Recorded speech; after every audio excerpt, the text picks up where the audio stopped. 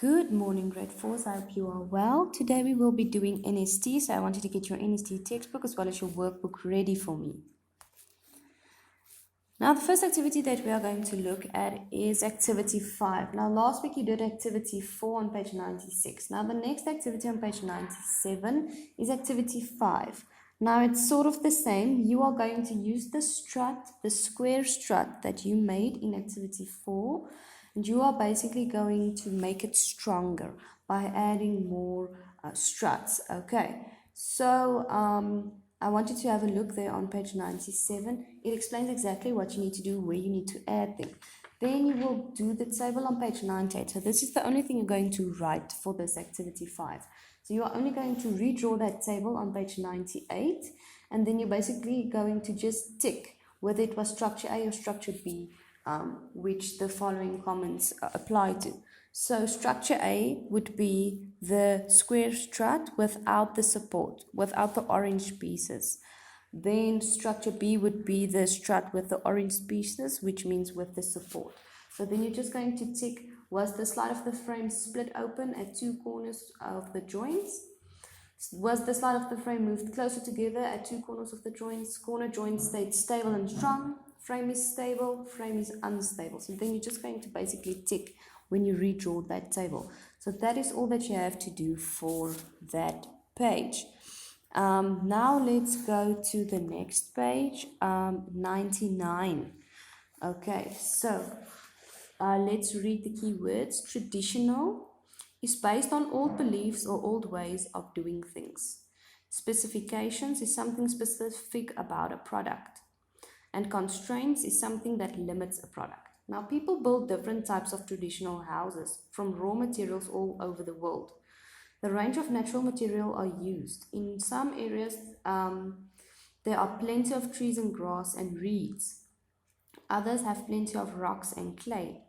They sometimes have cow dung and wood ash to mix with clay. Some places have many wild animals from which they can use the hide, while people living in very cold areas even building houses from ice blocks.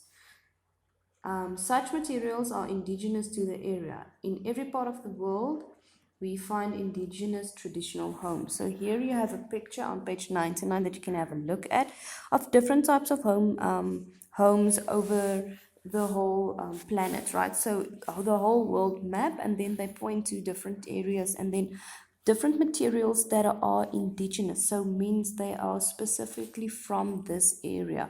So for example, we have the ice home, so they use ice cubes there at number D, big ice cubes or snow to sort of build a house that we call an igloo. Now, we will not be able to do it here in South Africa because we do not have ice and our climate is too hot. So that is a good example. Now you need to do activity 6. Now you need to do activity 6 by looking at this page 99. So activity 6 is on page 100. So let's look at the questions. Now, number 1, where do you think people in KwaZulu-Natal find the materials to build the beehive-shaped huts as in picture A? So in picture A, you can have a look. There's the beehive-shaped hut. Now, obviously, that is made from reeds and grass. So where do you think they found it? Okay. Then number 2, in what condition would you build a stilt house, as in picture B?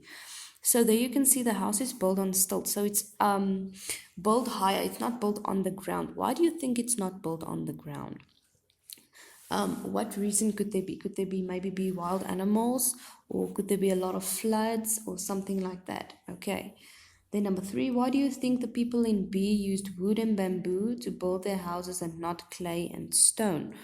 So in picture B, you can see that they used bamboo and wood.